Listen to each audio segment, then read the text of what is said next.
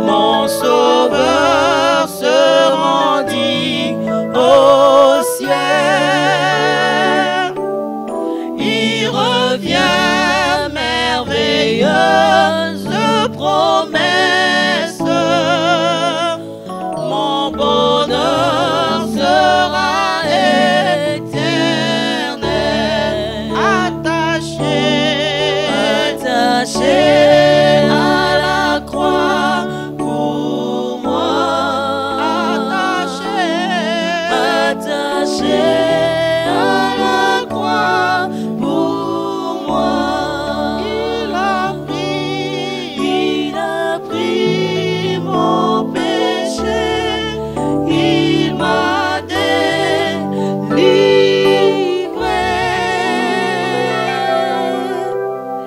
attaché à la croix pour moi. Oui, attaché à la croix pour nous. Nous acclamons le Seigneur alors que nous invitons le révérend docteur Daniel Kawata pour nous bénir ce soir.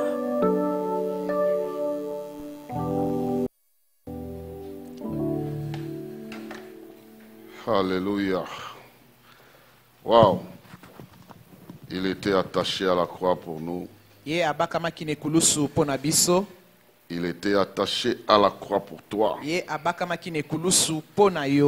le vendredi, on l'a détaché et on l'a enterré.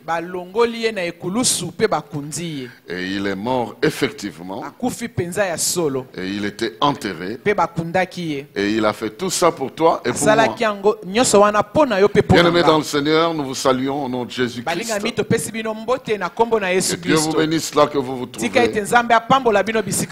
Dieu nous bénisse pendant ce temps agréable, favorable qu'il nous accorde. Nous continuons, c'est l'avant-dernier jour de notre séminaire. Les acclamations de Jésus, de la crucifixion à la résurrection. Nous verrons la partie de la résurrection le dimanche de Pâques. Et aujourd'hui, nous continuons en train de parler de ce que sa mort nous a apporté. Que le sacrifice qu'il a réalisé pour nous a apporté de grandes choses dans nos vies. Nous avons déjà commencé à exploiter cela. Et aujourd'hui, nous continuons. Nous parlerons des acclamations pour la victoire de la vie sur la mort. La victoire de la vie. La victoire de la vie, voilà, sur la mort.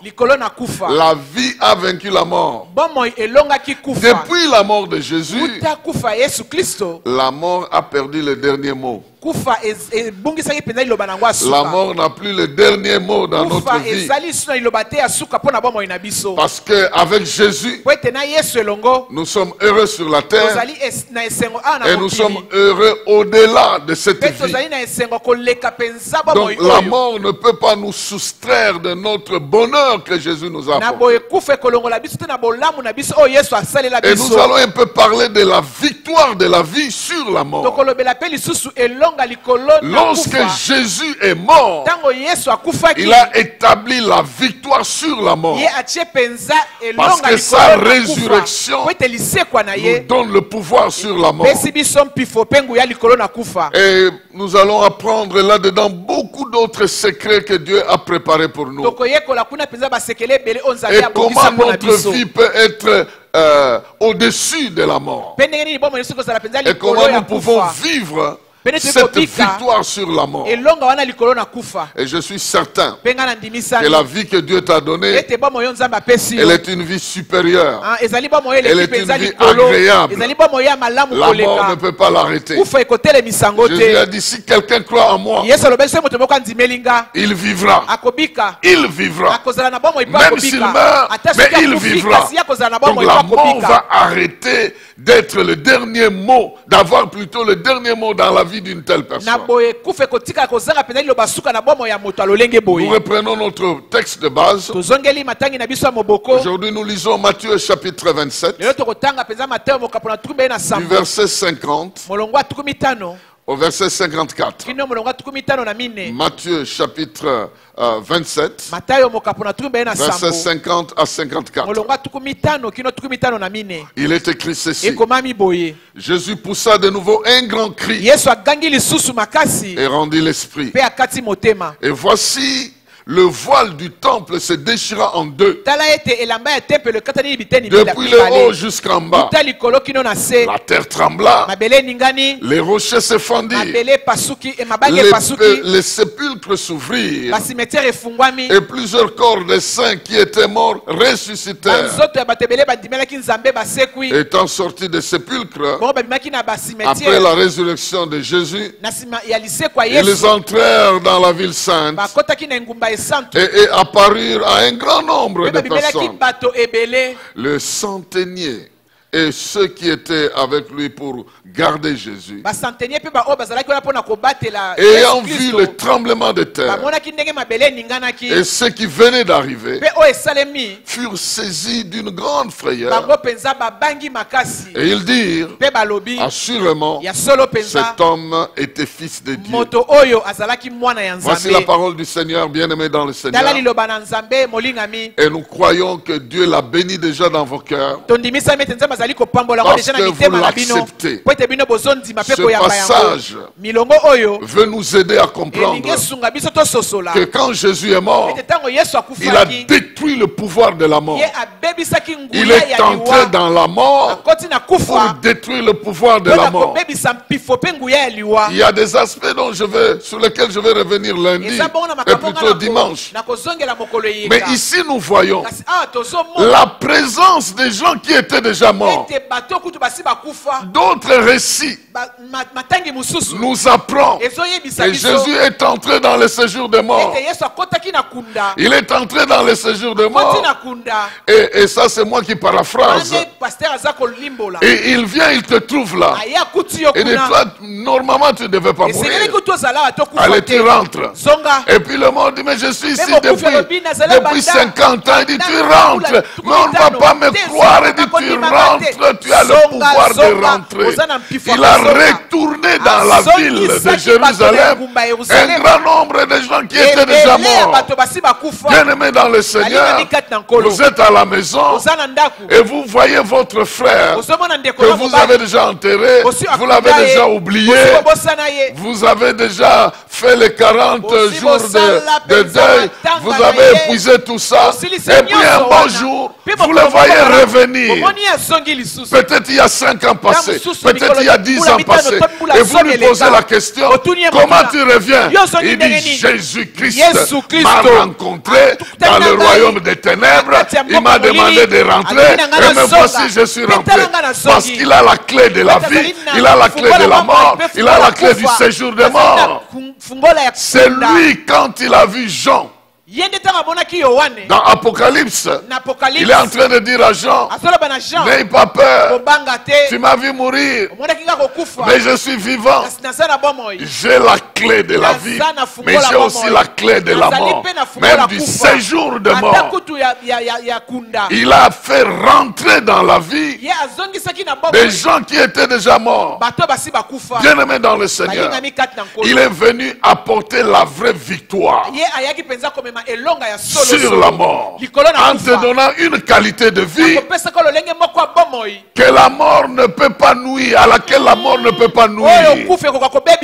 La mort viendra avec des maladies sans effet. La mort viendra avec des soucis sans effet. La mort viendra avec des troubles dans ton corps sans effet.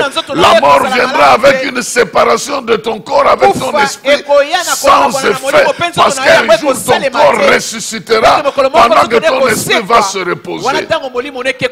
Oh, gloire soit rendue à Dieu. Mais pour que nous puissions vivre cette victoire, à la mort de Jésus, Dieu a attaché un certain nombre de phénomènes. Et moi, je viens expliquer ça sous forme de lois. Il y a un certain nombre de lois qui sont attachées à la mort de Jésus. Des décisions que Dieu a prises. La manière dont il a exprimé sa volonté pour que les choses se passent de cette manière-là. La loi, en fait, ici, ça veut dire la manière officielle de faire les choses. La manière officielle. La manière légale dont les choses doivent se faire. Donc, pendant que Jésus a changé l'ancienne loi, sa propre mort est liée avec un certain nombre de lois. Rapidement, je vais parler de 4 de ces lois-là pour nous expliquer. Et je prie que tu comprennes ça. La première loi dans la Bible, elle est appelée la loi de la substitution. Donc la loi de la substitution. La loi de la substitution, elle fonctionne un peu comme sous le principe de la représentation. C'est-à-dire, là où il y a un représentant, il prend la place des autres. Ce que le représentant fait, ça se répercute sur les autres. Vous voyez par exemple une équipe du Congo qui va jouer à l'étranger. Ils sont non représentants. C'est eux qui jouent. Nous ne sommes pas sur le terrain. Mais c'est eux qui jouent. Parce qu'ils nous représentent. S'ils échouent, nous avons tous échoué. S'ils réussissent, nous avons tous réussi. C'est dans ce sens-là que la substitution nous est présentée. Au lieu que ce soit nous qui soyons en train de faire ce travail-là, quelqu'un d'autre le fait et nous bénéficions du fruit de ce travail-là.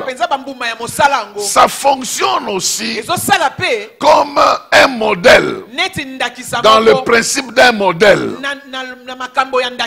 Donc, dans le principe, je parle d'un modèle, par exemple, un modèle de fabrication.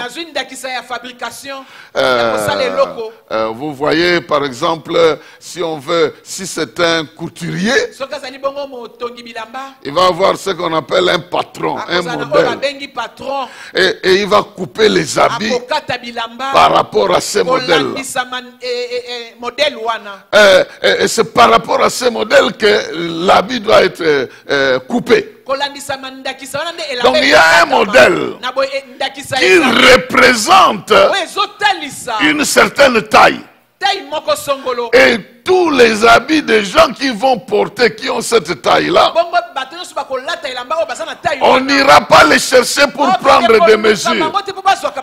Mais le modèle qui est là, l'échantillon qui est là, le patron qui est là, servira pour qu'on puisse se référer à ça pour satisfaire aux autres. De la même manière, on peut produire un véhicule. Si nous voyons un véhicule 4x4 circuler ici, même si ce véhicule-là n'est pas encore passé par le sable, mais il a été fabriqué avec la possibilité de ne pas se bloquer dans le sable. Parce que à la fabrication, on a fait un véhicule qu'on a testé. On l'a testé dans le sable. Et quand on a vu que c'est bon, maintenant on a reproduit les autres véhicules selon ce modèle-là. Je vous explique ça parce que c'est très important que tu comprennes que quand Jésus était en train de faire tout ce qu'il était en train de faire là, Dieu savait que toi aussi tu étais attaché à ça. Donc il le faisait pour toi. Lisons quelques versets de la la Bible. J'en ai à peu près 3 pour nous faire comprendre la notion de la substitution. Il est écrit ceci. 1 Jean chapitre 2. 1 Jean chapitre 2 verset 1 à 2. Il est écrit ceci. Mes petits enfants, je vous écris ces choses afin que vous ne péchiez point. Et si quelqu'un a péché, nous avons un avocat auprès du Père, Jésus-Christ le juste. Il est lui-même une victime expiatoire pour nos péchés, non seulement pour les nôtres, mais aussi pour ceux du monde entier. Il est mort donc pour nous. Il est mort donc à notre place. Mais voici la notion de la représentation là où elle vient avec force. Dans Romains chapitre 5, Romains chapitre 5, versets 17 à 21. Verset 17 à 21. Il est écrit ceci. Si par l'offense d'un seul, la mort a régné par lui seul, à plus forte raison, ceux qui reçoivent l'abondance de la grâce et du don de la justice régneront-ils par la vie par Jésus-Christ lui seul. Verset 18. Ainsi donc, comme par une seule offense, la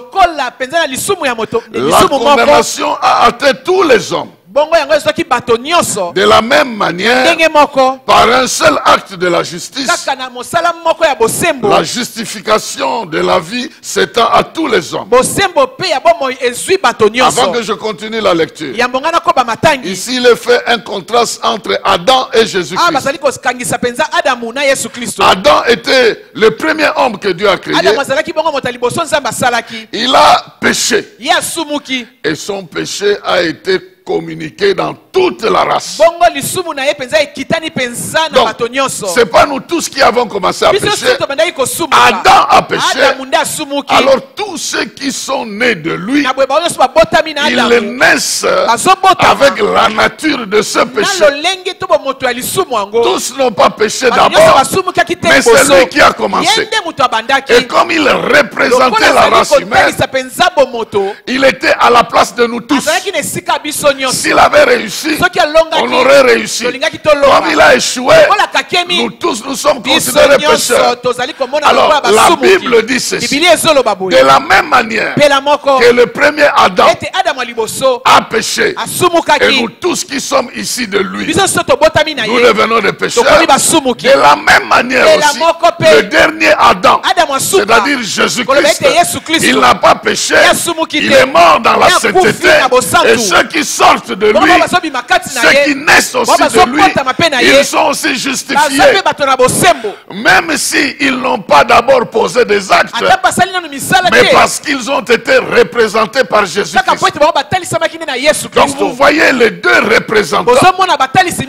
Adam qui nous plonge dans la mort, et Jésus qui nous sort de la mort. De la même manière que nous n'étions pas là au jardin d'Éden, nous n'avons pas fait ce qu'Adam a fait, mais nous sommes ici de lui et nous venons dans la nature du péché. De la même manière, nous n'étions pas physiquement à la croix, mais comme Jésus a fait ça dans la loi de la substitution, parce qu'il était notre représentant, alors en ce moment-là, nous aussi nous bénéficions, nous qui croyons en lui, nous bénéficions de sa justice.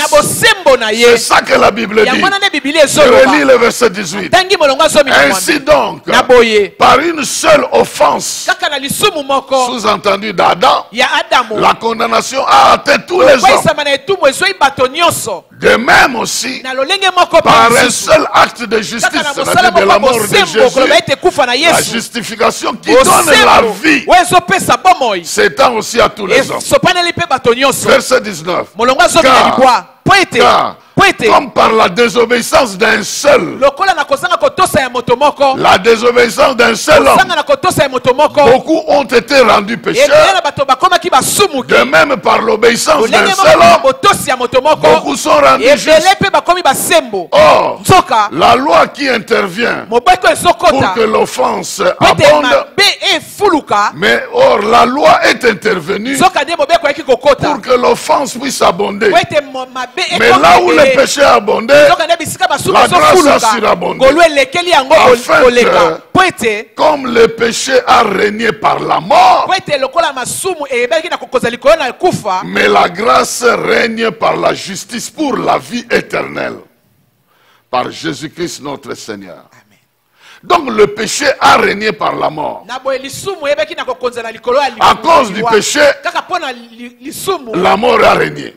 Maintenant, Jésus est venu avec la grâce. Et à cause de cette grâce, la vie aussi va régner. Donc, bien aimé dans le Seigneur, la Bible nous apprend que Jésus était ce modèle-là. Il était ce représentant-là. Il a pris notre place. Dans ce qu'il a fait, nous sommes considérés avoir fait avec lui. Parce qu'il a fait ça pour nous. Donc voilà, bien aimé dans le Seigneur, un dernier texte peut nous aider, celui de Jean chapitre 4. 1 Jean chapitre 4, verset 9 à 10. Il est écrit ceci: l'amour de Dieu a été manifesté envers nous en ce que Dieu a envoyé son Fils unique dans le monde, afin que nous vivions par lui. Et cet amour consiste non point en ce que nous avions aimé Dieu, mais en ce qu'il a envoyé son Fils. Il nous a aimés et a envoyé son Fils comme une victime expiatoire pour nos péchés. Donc vous voyez, bien aimé dans le Seigneur, Dieu nous a tellement aimés, il voulait nous donner la vie, mais nous étions du côté de la mort. Alors il expose son Fils, il l'envoie pour qu'il puisse expier, c'est-à-dire payer à notre place, qu'il puisse payer le péché à notre place. Le mot expier, en anglais ça sonne très très bien. En anglais, ça sonne très très bien. C'est le mot atonement. Atonement. Ça contient trois petits mots là-dedans. Le premier mot c'est A avec T. Et le deuxième mot c'est deux mots plutôt. One. Et puis ment. Donc c'est comme pour dire c'est un acte qui vient nous rendre un. Et oneness. Donc ça vient pour nous réunir. Ce paiement-là de péché, c'est pour que nous devenions un. Bien aimé dans le Seigneur, voici la première loi, celle de substitution. Quelqu'un a pris ta place. Je dis bien, quelqu'un a pris ta place. Quelqu'un est mort à ta place. Quelqu'un a payé à ta place. Quelqu'un a souffert à ta place. Quelqu'un a été condamné à ta place. Et comme il a été condamné, il t'a obtenu la justice. Devant Dieu, tu es juste. Tu es juste à cause de Jésus-Christ. Et de la même manière que naturellement nous naissons de Adam, mais pour avoir ce qui est de Jésus-Christ, nous devons naître de nouveau. Nous devons naître de nouveau. Nous devons croire donc pour naître aussi en Jésus-Christ. Nous allons revenir à ça. Deuxième loi, c'est la loi de la conformité. C'est la loi de la conformité. Si Jésus est mort à notre place, tout ce qu'il a voulu faire, c'est pour que nous devenions comme lui. Tout ce qu'il a fait, c'est pour que nous devenions comme lui. Que sa vie soit notre vie. Que tel il est, nous aussi nous soyons. Comme il a vécu que nous vivions aussi. Il est venu justement poser cet acte-là, mourir à notre place pour créer des conditions de conformité, pour que nous puissions être conformes à ce que Dieu a voulu que nous devenions. Nous avons quelques textes ici. C'est l'apôtre Paul qui nous donne un peu une idée, parce qu'il nous aide à comprendre que même si nous sommes nés de parents humains, mais notre vie peut devenir conforme à ce que Dieu veut que nous soyons. Et l'apôtre Paul est en train de parler de ses mérites, plutôt de la famille. Mais il dit ceci dans Philippiens chapitre 3, versets 7 à 12. Il dit ceci. Il était en train de vanter sa famille. Il est né des Hébreux, il avait le sang hébreu et tout ça. Il était un bon citoyen. C'est un long texte, nous avons pris au milieu. Il dit, mais ces choses qui étaient pour moi des gains, je les ai regardées comme une perte à cause de Christ. Et même je regarde toutes ces choses comme une perte à cause de l'excellence de la connaissance de Christ. Christ mon Seigneur, pour lequel j'ai renoncé à tout. Et je regarde tout comme de la boue, afin de gagner Christ et d'être trouvé en lui, non pas avec ma justice, celle qui vient de la loi, mais celle qui s'obtient par la foi en Christ. La justice qui vient de Dieu par la foi, afin de connaître Christ. Écoutez ceci, verset 10. Afin de connaître Christ et la puissance de la résurrection et la communion de ses souffrances, en devenant conforme à lui dans sa mort, pour parvenir, si je le puis, à la résurrection d'entre les morts. Ce n'est pas que j'ai déjà remporté le prix ou que j'ai déjà atteint la perfection, mais je cours pour tâcher de le saisir, parce que moi aussi j'ai été saisi par Jésus.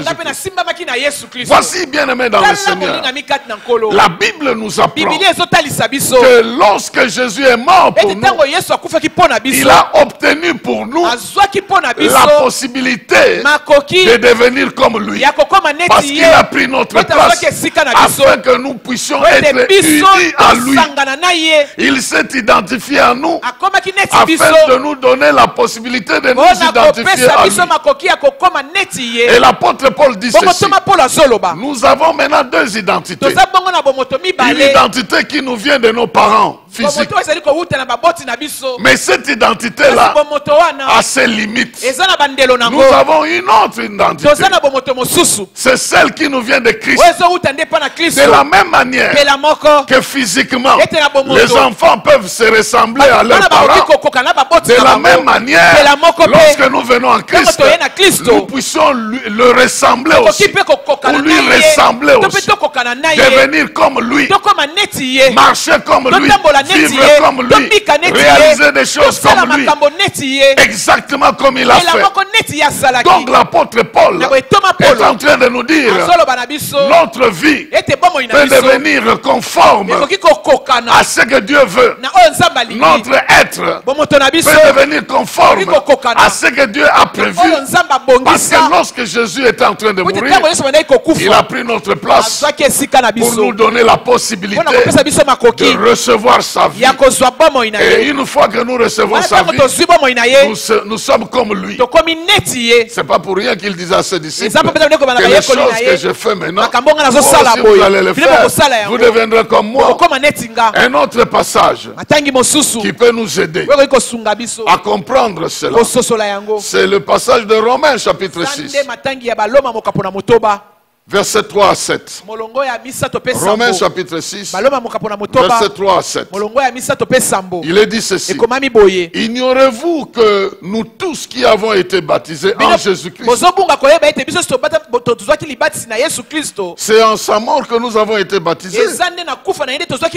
Nous avons donc été ensevelis avec lui par le baptême de sa mort, afin que, comme Christ est ressuscité des morts pour la gloire du Père, de même nous aussi, nous marchons en nouveauté de vie.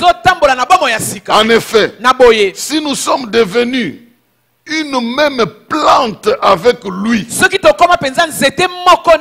par la conformité à sa mort, nous le serons aussi par la conformité à sa résurrection, sachant que notre vieil homme a été crucifié avec lui afin que le corps du péché fut détruit pour que nous ne soyons plus esclaves du péché, car celui qui est libre celui qui est mort est libre du péché. Ici c'est très important que nous puissions comprendre, bien aimés dans le Seigneur, que dans la pensée de Dieu, lorsque Jésus était mort, il est entré dans la mort, il est entré dans la tombe. Nous aussi nous étions avec lui, parce qu'il a fait ça pour nous. Nous aussi nous sommes entrés avec lui, et quand il est sorti, nous aussi nous sommes sortis avec lui. Quelqu'un va me poser la question: comment est-ce possible? C'est possible lorsque il s'agit d'un plan, d'un arrangement, d'une loi, d'une disposition. Je vais prendre deux exemples. L'un est mauvais, l'autre est bon. Je vais prendre un mauvais et un bon exemple. Le mauvais exemple, c'est celui-ci. Quelqu'un peut penser du mal pour toi. Il prend un poison. Il met ça dans une nourriture. Il sait déjà que si tu prends ça, tu vas faire 2 heures. Après 2 heures, tu vas mourir. Et ton corps va se décomposer. Et puis tu ne vivras plus. Il le sait. Même si tu n'es pas encore devenu ça, mais il a déjà pris des dispositions. Ce qui manque, c'est maintenant le contact entre toi et la disposition qu'il a prise. Maintenant, dès que tu entres en contact avec la disposition qu'il a prise, ce qu'il a prévu devient une réalité dans ta vie. Ah, ça tu es en train de comprendre. Je prends maintenant un bon exemple. Supposons qu'un papa a laissé une maison et une voiture pour son enfant. Comme héritage, il voit déjà son enfant en train de circuler dans la voiture et revenir à la maison, entrer dans la maison et dormir dans la maison. Mais le moment n'est pas encore arrivé. Lorsqu'il va mourir, il va laisser un testament avec ça. Le moment où l'enfant entrera en contact avec cette disposition, ce que son père avait prévu devient une réalité. Je pense maintenant que tu me comprends. Donc, lorsque Jésus était en train de mourir, Dieu a déjà pris des dispositions pour que le péché soit détruit, pour que la malédiction soit détruite, pour que le pouvoir du diable soit détruit, pour que ta vie change, pour que tu sois maintenant à l'image de Dieu. De la même manière que tu es né de la chair et tu étais chair, maintenant tu vas naître de l'esprit, tu seras aussi esprit. Maintenant il attend le moment. Quel est ce moment-là, c'est le moment où tu entends la parole et que tu reçois. C'est pourquoi il est écrit à tous ceux qui l'ont reçu, qui ont cru en son nom, ils sont devenus les enfants de Dieu. Donc, tout ce que Dieu avait prévu, tout ce que Dieu avait pensé devient une réalité. Et je te dis déjà, Dieu avait prévu que lorsque tu vas recevoir Christ, tu reçois le pouvoir de détruire la puissance des ténèbres et même la puissance du péché. Il a prévu ça. Voici un autre texte. Voici un autre texte. Dans 1 Jean chapitre 4, versets 16 à 17. 1 Jean chapitre 4, versets 16 à 17. Et dit, nous avons connu l'amour que Dieu a pour nous. Et nous avons cru. Dieu est amour. Et celui qui demeure dans l'amour de Dieu demeure en Dieu. Tel il est au ciel, tel nous sommes sur la terre. Tel il est dans le ciel, tel nous aussi nous sommes dans ce monde. C'est en cela que l'amour est parfait en nous, afin que nous ayons de l'assurance au jour du jugement. Tel Christ est dans le ciel, tel nous sommes sur la terre, parce que nous avons cru en son amour. Nous avons cru que Dieu nous a aimés et qu'il a sacrifié son fils, et que dans son fils nous aussi nous étions là, et que si nous recevons son fils, tout ce qu'il a prévu devient notre réalité. Alléluia. Amen. Voici, bien-aimé dans le Seigneur, la troisième loi. La troisième loi, elle est la loi de la nouveauté de vie. La loi d'une nouvelle vie. Ta vie peut devenir nouvelle. Dieu a prévu que dans la mort de Jésus, le système adamique, tout ce que nous avons ici d'Adam puisse être anéanti dans la mort de Jésus, et que le principe de Christ, la vie de Christ, puisse naître en nous. C'est très important. Donc nous avons la loi de la substitution, la loi de la conformité et la loi de nouveauté. Mais cette loi, elle est très importante, parce que souvent nous ne vivons pas cette vie nouvelle. Nous sommes en train de nous retrouver dans des choses que nous ne devrons pas faire, parce qu'il y a des choses que nous ne comprenons pas. Colossiens chapitre 2, verset 8 à 12 nous dit ceci. Colossiens chapitre 2, verset 8 à 12. Il dit, prenez garde que personne ne fasse de vous sa proie par la philosophie et par une vaine tromperie, en s'appuyant sur la tradition des hommes, sur le rudiment du monde et non sur Christ, car en lui habite corporellement toute la plénitude de la divinité. Et vous avez tout pleinement en lui, qui est le chef de toute domination et de toute autorité. Je m'arrête d'abord ici. La Bible nous apprend qu'en Christ habite dans le corps toute la plénitude de la divinité. Ça habite en lui. Ceci nous prépare pour dire que le verset dit, nous avons reçu tout pleinement. Donc, ce qui habite en lui, aussi nous avons reçu ça. Nous avons reçu la plénitude de la divinité, de la capacité divine en nous, dans la dimension de notre humanité. Nous avons reçu la plénitude de la divinité transmise par Christ. C'est déjà ça qui était dans la pensée de Dieu. C'est ce qu'il a prévu. Que ce que Christ était nous puissions le devenir aussi. D'abord lui-même il a dit, quand le Saint-Esprit viendra, il prendra de ce qui est à moi et il vous transférera. En Christ, il y a une meilleure connaissance. Christ avait une connaissance parfaite des choses.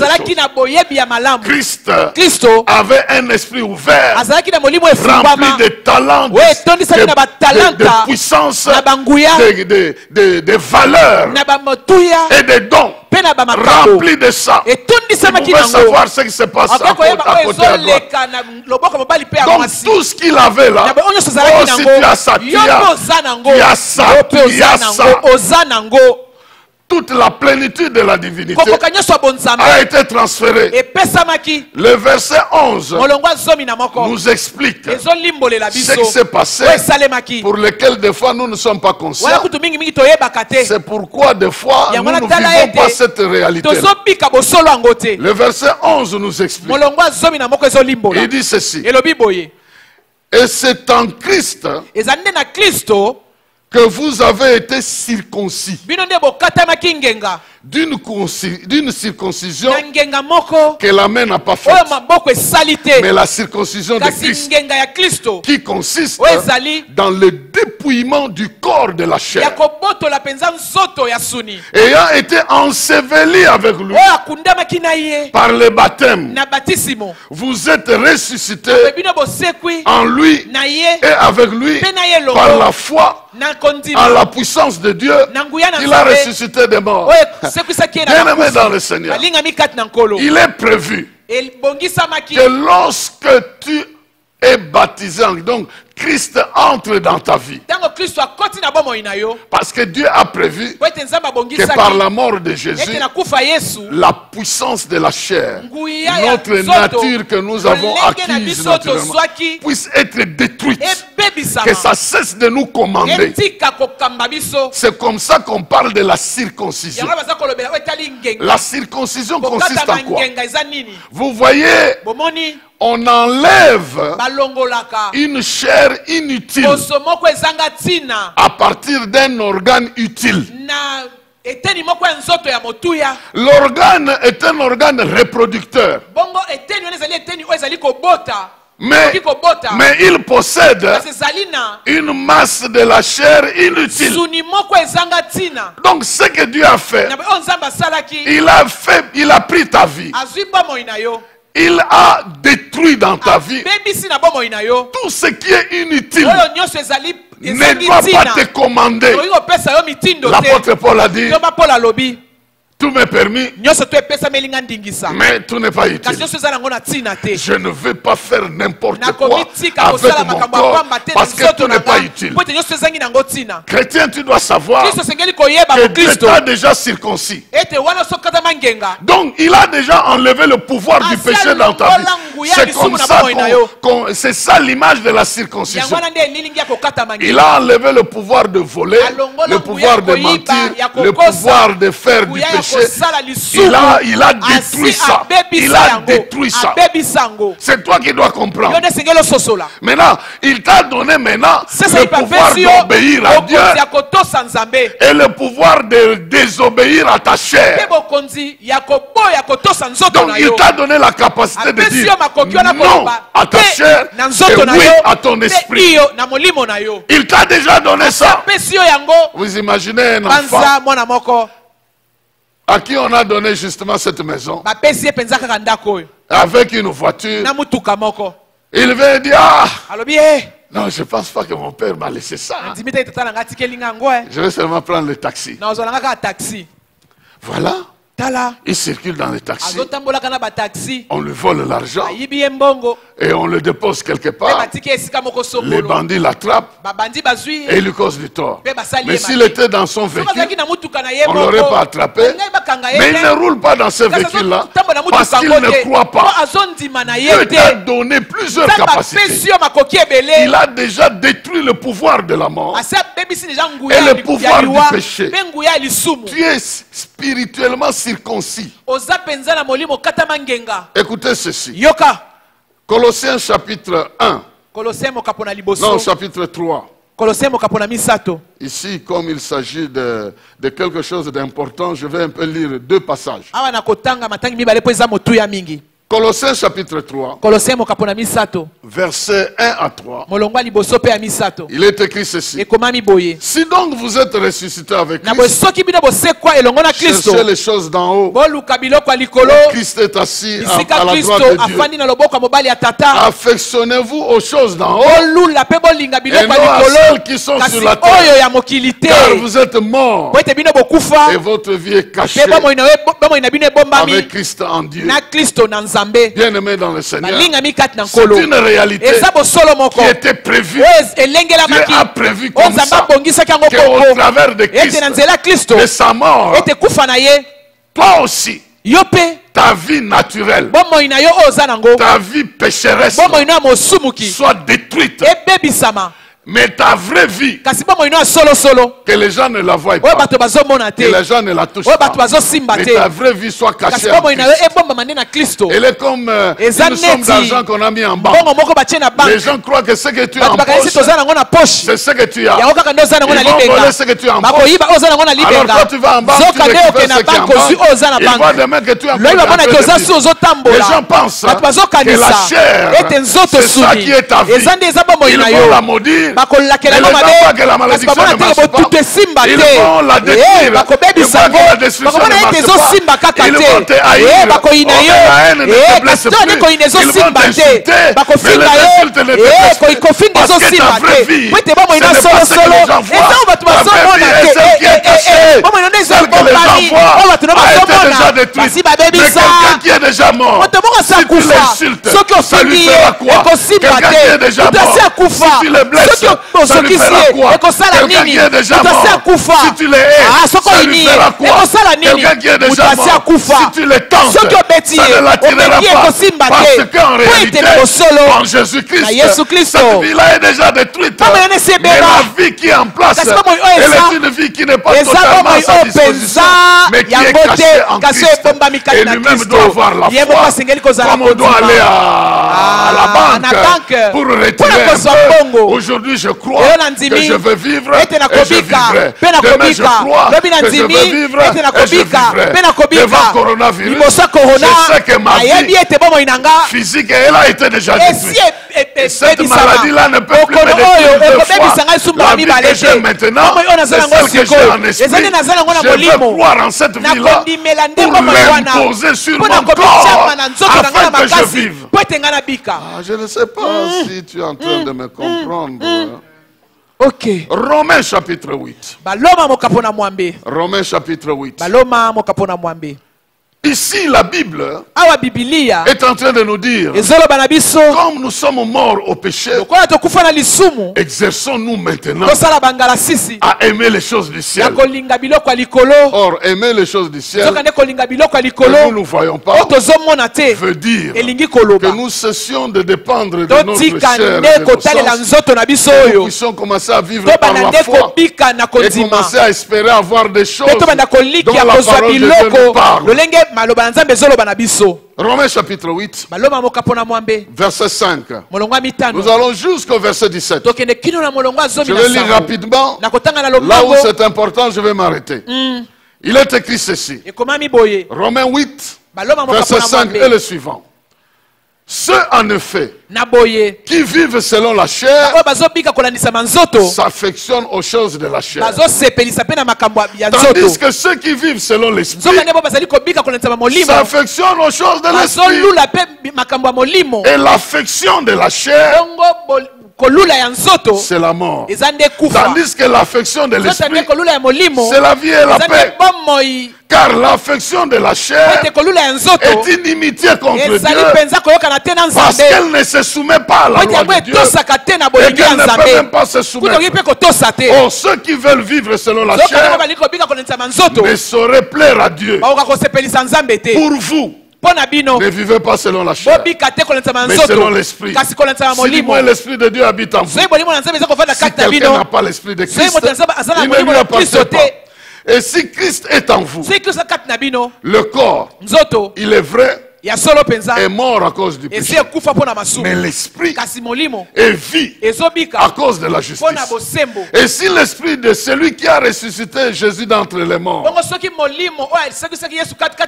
habite en vous, celui qui a ressuscité Jésus d'entre les morts rendra aussi la vie à vos corps mortels par son esprit qui habite en vous. Si donc, frère, ainsi donc, frère, nous ne sommes point redevables à la chair pour vivre selon la chair. Si vous vivez selon la chair, vous mourrez. Mais si par l'esprit vous faites mourir les actions du corps, vous vivrez. Car tous ceux qui sont conduits par l'esprit de Dieu sont fils de Dieu. Et vous n'avez point reçu un esprit de servitude pour être encore dans la crainte. Mais vous avez reçu un esprit d'adoption par lequel nous crions Abba Père. L'esprit lui-même, il rend témoignage à notre esprit que nous sommes enfants de Dieu. Or, si vous êtes enfants, vous êtes aussi héritiers. Et vous êtes héritiers de Dieu et co-héritiers de Christ. Si nous souffrons conformément avec lui, nous serons aussi glorifiés avec lui. Ah, quelqu'un peut dire très bien Amen. Hein? Amen. Est-ce que tu ne peux pas acclamer celui qui t'apporte une seule cette victoire? Voyez, bien-aimés dans le Seigneur, c'est la loi de la nouvelle vie. En recevant Christ, tout ce que Dieu a préparé au travers de Christ devient une réalité en nous. Donc, avec Christ, si la chair me pousse à voler, je peux lui dire non, ça ce n'est pas ma vie. Ça c'est déjà détruit. Je ne peux pas vivre comme ça. Et si je choisis de vivre comme ça, maintenant le Saint-Esprit en moi me donne maintenant la force de faire ces actes-là.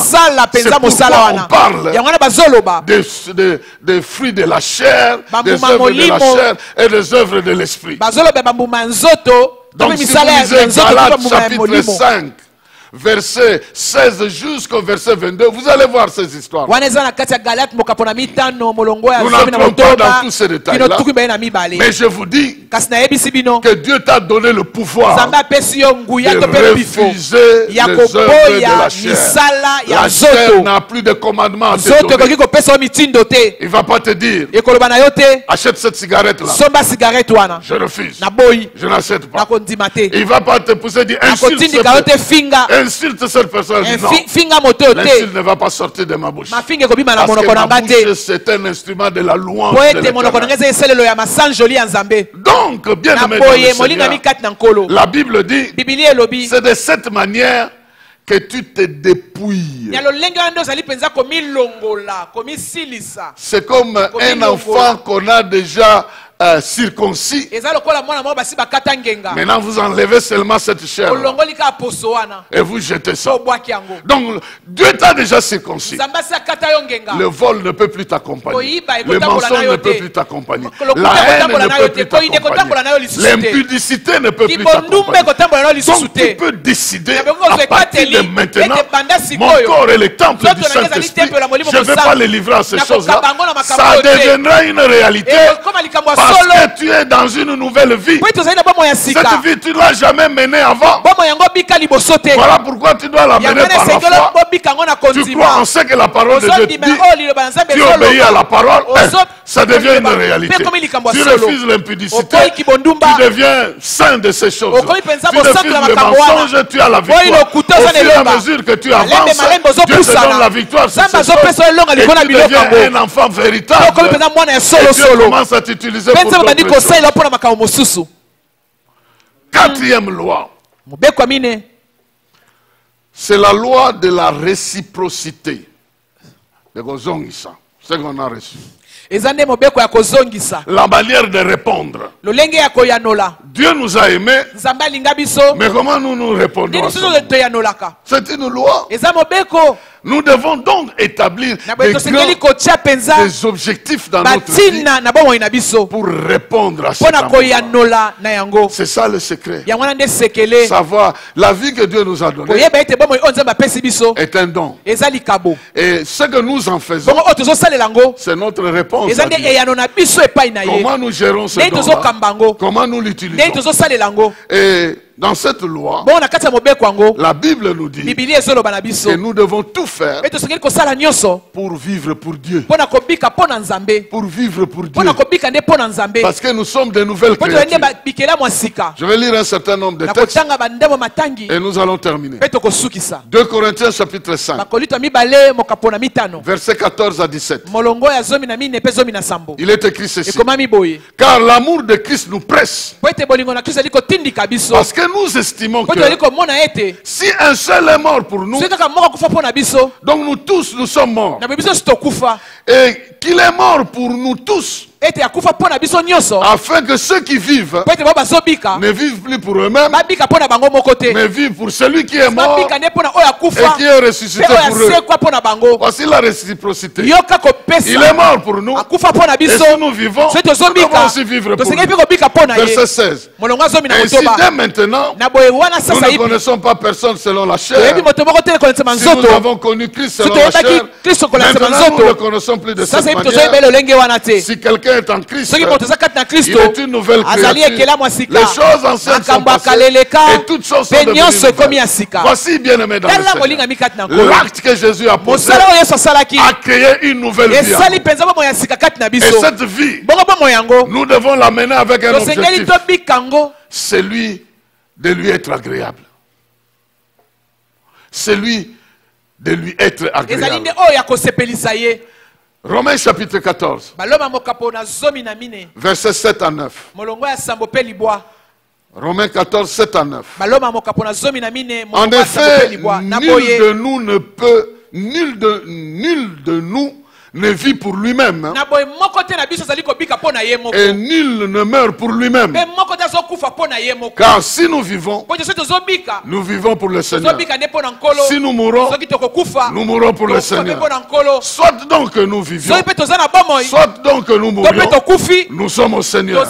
Car Christ est mort et il a vécu afin de dominer sur les morts et les vivants. Donc voyez, bien aimé dans le Seigneur, la meilleure façon de mener cette vie, c'est de mettre tes objectifs. Vivre pour Dieu. Vivre pas pour toi-même, mais pour Dieu. C'est très important. Donc, 1 Corinthiens, je continue. 1 Corinthiens chapitre 10, verset 31. Nous connaissons ce passage. 1 Corinthiens 10, 31. Il dit ceci: soit donc que vous mangez, soit que vous buviez, soit que vous fassiez quelque chose autre, faites tout pour la gloire de Dieu. Donc votre manière de vivre doit avoir un objectif: plaire à Dieu dans tout ce que tu es en train de faire. Parce que si tu fais de l'Éternel tes délices, alors il te donnera tout ce que ton cœur désire. En d'autres termes, tu fais de Dieu l'objectif pour lequel tu vis, la raison pour laquelle tu vis. Dans Colossiens chapitre 3, verset 17, on dit ceci: et quoi que vous fassiez, en parole ou en œuvre, faites tout au nom du Seigneur Jésus, en rendant par lui des actions de grâce à Dieu le Père. Donc bien aimé, votre vie ne vous appartient plus. Votre vie ne vous appartient plus. Elle appartient à Dieu. Donc il faut vivre pour Dieu. C'est lui qui va te dire: fais ceci, fais cela. Et tu vas travailler partout où tu es. Tu vas travailler en le craignant. Tu peux être dans un travail de l'église. Tu peux être un travail de la cité. Tu peux être dans l'administration. Mais si tu vis pour Dieu, même si tu es comptable, tu travailles dans une entreprise, tu gagnes ta vie là-bas, Mais ta manière de vivre ne dépend pas de cette entreprise. Ça dépend de Dieu. Tu obéis à Dieu. Si tu es dans un milieu où tout le monde vit d'une manière, mais toi tu ne dois pas vivre de cette manière. Parce que tu es dans le monde, mais tu n'es pas du monde. Tu ne vis plus en conformité avec le monde. Parce que tu appartiens à Dieu. Parce que ta vie appartient à Dieu. Romains 12 dit que ne vous conformez pas au siècle présent, mais soyez transformés par le raisonnement, l'intelligence nouvelle, pour offrir vos corps comme des sacrifices vivants et saints. Alors ça sera un culte raisonnable. Je termine avec un dernier texte. Il est dans Galates chapitre 2, versets 17 à 21. Galates chapitre 2, verset 17 à 21. Il est dit ceci. Mais tandis que nous cherchons à être justifiés par Christ, si nous étions aussi nous-mêmes trouvés pécheurs, alors Christ serait un ministre du péché. Loin de là. Car si j'ai rebâti les choses que j'ai détruites, je me constitue moi-même un transgresseur. Car c'est par la loi que je suis mort à la loi, afin de vivre pour Dieu. L'apôtre Paul est en train de dire, comme Christ est mort pour le péché et qu'il m'a circoncis, il m'a dépouillé de ces choses-là, je ne dois pas récupérer ces choses dans ma vie pour retourner en train de rebâtir ma vie sur les mensonges et sur ces choses-là. Non. Verset 20. J'ai été crucifié avec Christ. Et si je vis, ce n'est plus moi qui vis, c'est Christ qui vit en moi. Si je vis maintenant dans ma chair, je vis dans la foi au Fils de Dieu qui m'a aimé et qui s'est livré lui-même pour moi. Amen. Amen. Donc si je vis maintenant, je vis par la foi au Fils de Dieu. Voilà pourquoi vous me chercherez, vous ne me trouverez pas. Même si j'habite une avenue et un numéro que vous pouvez connaître physiquement, mais je ne suis pas seulement physiquement. Vous me chercherez, vous ne me trouverez pas parce que ma vie est cachée avec Dieu. C'est Christ qui est devenu ma vie. Ce qu'il est, ce qu'il a fait, c'est ça qui devient référence. De la même manière, on peut s'il était à ma place et qu'il est devant coronavirus, il allait faire quoi? Il allait détruire ça. Et moi aussi, je vis dans la foi que comme la vie que j'ai, ce n'est pas la vie de mon corps, c'est la vie de Christ. Celle-là, elle a vaincu les maladies parce que par ses meurtrissures, je suis guéri. Celle-là, elle a vaincu la mort parce qu'il est ressuscité. Celle-là, elle a vaincu les problèmes humains. Il est resté vainqueur. Et moi aussi, je vivrai cette vie-là. C'est celle-là que je réclame dans ma foi. Voilà pourquoi je maîtrise les posa de ma chair.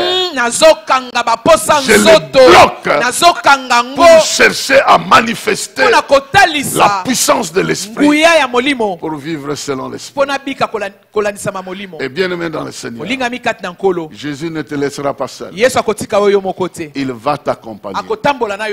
Avant que je prie pour toi, laissons-nous chanter ce cantique. C'est un cantique que je chante même si je suis distrait. Donc même si je me réveille, si je suis quelque part, je me retrouve en train de chanter ça. Et j'aimerais qu'on chante ça. Je n'ai pas l'habitude de chanter, mais je peux chanter. Nous allons chanter ça avec l'équipe stratégique de confinement. Est-ce qu'on peut, nous sommes en train de prier le Seigneur. Ne crains rien. C'est Jésus qui te le dit. Ne crains rien. Je t'aime. Tel il est dans le ciel, tel tu es sur la terre. Son amour dans le ciel est le même sur la terre. De la même manière qu'il intercède pour toi, de la même manière il te protège sur la terre. Maintenant concentre-toi pour accepter l'amour de Dieu. Je suis avec toi, promesse suprême qui soutient ma foi. La sombre vallée n'a plus de terreur. Me consoler, je marche avec mon Sauveur. Non, non, non, non, jamais tout seul. Non, jamais tout seul.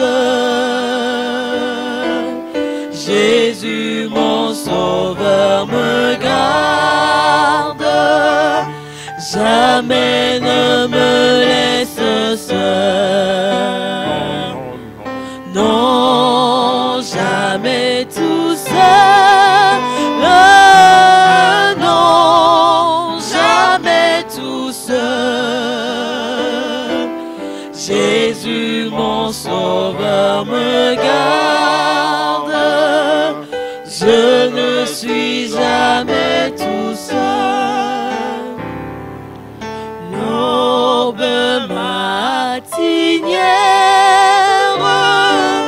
ne lui qu'au beau jour. Jésus, ma lumière, m'éclaire toujours. Quand je perds de vue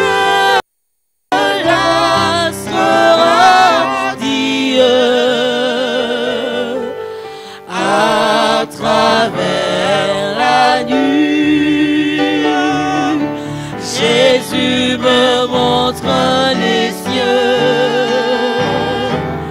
Non, jamais tout seul. Non, jamais tout seul. Jésus, mon Sauveur, me garde. Jamais ne me laisse seul. Non, jamais tout seul. Non, jamais tout seul. Jésus, mon Sauveur, me garde. Je ne suis jamais tout seul. Les dangers accourent, subtils inconnus, de près ils m'entourent, plus près est Jésus, qui dans le voyage me redit c'est moi. Ne crains rien, courage, je suis toujours avec toi. Non, jamais tout seul. Non, jamais tout seul. Jésus, mon Sauveur, me garde. Jamais ne me laisse seul. Non, jamais tout seul.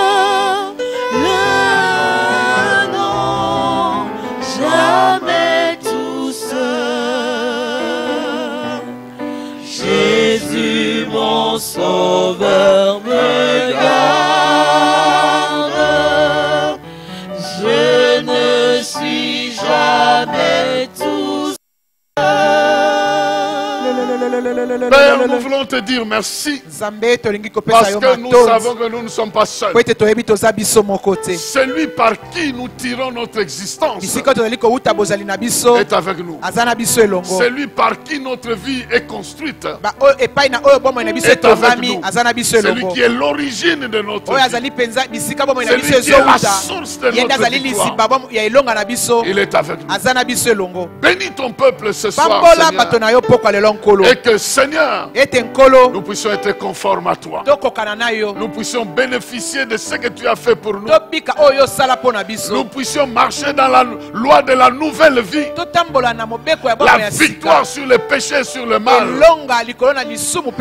Et que nous puissions vivre pour toi. Que notre vie soit exposée pour toi. Bénis chacun de nous, Seigneur. Et bénis ta parole dans nos vies. Nous le prions. Au nom de Jésus-Christ. Amen. Amen. Dieu vous bénisse.